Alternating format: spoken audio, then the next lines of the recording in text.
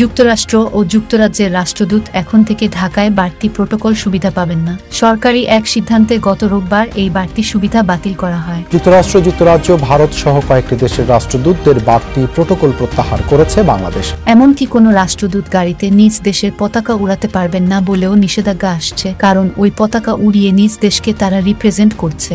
তাই সামগ্রিক বিষয় চিন্তা করে সব দেশের রাষ্ট্রদূতকে এক লেভেলে আনা হয়েছে। কারো প্রয়োজন হলে বাড়তি নিরাপত্তা চেয়ে সরকারের কাছে আবেদন করতে পারবেন। এছাড়া প্রয়োজনে মিশনের পক্ষ থেকে তারা টাকা খরচ করে বাড়তি নিরাপত্তার ব্যবস্থা করতে পারেন।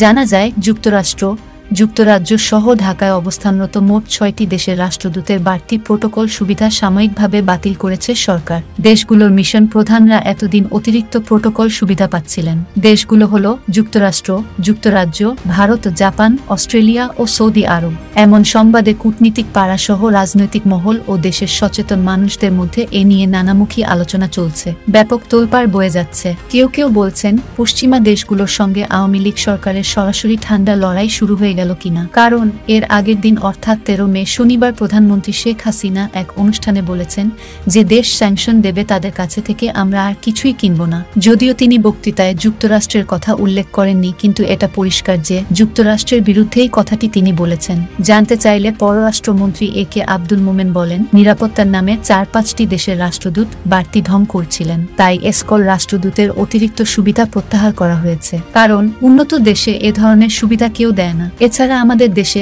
আইন শৃঙ্খলা এত খারাপ না যে রাস্তায় গুলি করে মেরে ফেলে, শপিং মলে গুলি করে মেরে ফেলে, এরকম আমাদের দেশে অবস্থা নেই। তিনি আরো বলেন, উন্নত দেশে কোনো রাষ্ট্রদূত পতাকা উড়িয়ে ভ্রমণ করেন না আমেরিকা, যুক্তরাজ্য বা ইউরোপের কোনো দেশে না। আমরা চিন্তা করছি এই বিষয়টিও আমরা প্রত্যাহার করব কিনা। একই সঙ্গে আরো বলেন, নিউ ইয়র্কে 193টি দেশে স্থায়ী মিশন রয়েছে। সেখানে যেসব মিশন প্রধান দায়িত্ব পালন করেন তাদের অনেকেই নিজ নিজ দেশের ক্যাবিনেট মেম্বার পদমর্যাদার, কিন্তু ওখানে কেউ পুলিশ এসকর্ট নিয়ে চলার চিন্তাও করতে পারেন না, গাড়িতে পতাকা ওড়ান না। তাই আমরাও এ নিয়ে ভাবছি।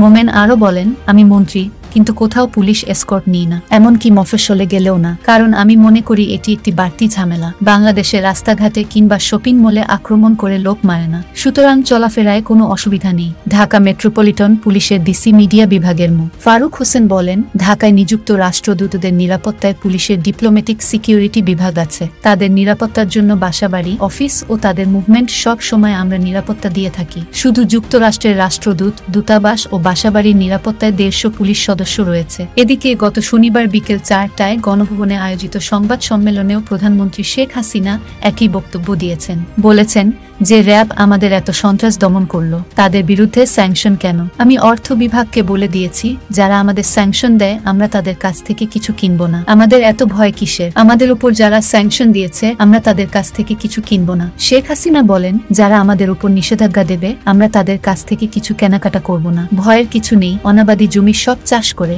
যা আসে। বিশ্বব্যাপী খাদ্যের অভাব, উন্নয়নশীল না উন্নত দেশেও খাদ্যের সমস্যা। একটার বেশি টমেটো কেনা যাবে না, 6টার বেশি ডিম কেনা যাবে না। রোজায় তো কোনো হাহাকার শোনা যায়নি। কেউ কি আসছে আপনাদের কাছে ভিক্ষা চাইতে? আসেনি, সবাই ইফতারের জন্য এগিয়ে এসেছে। আমাদের দল ও নেতাকর্মীদের এজন্য ধন্যবাদ জানাই। প্রধানমন্ত্রী শেখ হাসিনা বলেন, কথা নাই বার্তা নাই, আমাদের নিষেধাজ্ঞার ভয় দেখাবে, আমরা ভয় নিয়ে বসে থাকব কেন? আমাদের বিরুদ্ধে নানা অভিযোগ, আমাদের দেশের মানুষই নিজের দেশের বিরুদ্ধে বদনাম করে। যুক্তরাষ্ট্র ও যুক্তরাজ্যের রাষ্ট্রদূতের প্রোটোকল বাতিল করা এবং পাশাপাশি প্রধানমন্ত্রীর এমন বক্তব্যে সবাই এটা ধরে নিয়েছেন যে শিগগিরই বড় ধরনের কোনো স্যাংশন আসছে যুক্তরাষ্ট্র, যুক্তরাজ্য সহ পশ্চিমা দেশগুলোর তরফ থেকে। এর প্রতিক্রিয়া কি হতে পারে তা নিয়েও ব্যাপক আলোচনা চলছে সচেতন মহলের মধ্যে। প্রশাসন সহ বিভিন্ন মহলে এই নিয়ে কিছুটা আতঙ্ক ছড়িয়ে পড়ছে। বিশেষ করে যারা এই স্যাংশনের আওতায় থাকতে পারেন বলে ধারণা করা হচ্ছিল তাদের মধ্যে টেনশন ও আতঙ্ক দেখা দিয়েছে। কারণ পশ্চিমাদের স্যাংশনের আওতায় পড়ার অর্থ দাঁড়ায় ব্যক্তিগত ও পারিবারিকভাবে ব্যাপক ক্ষতির সম্মুখীন হওয়া। প্রসঙ্গত,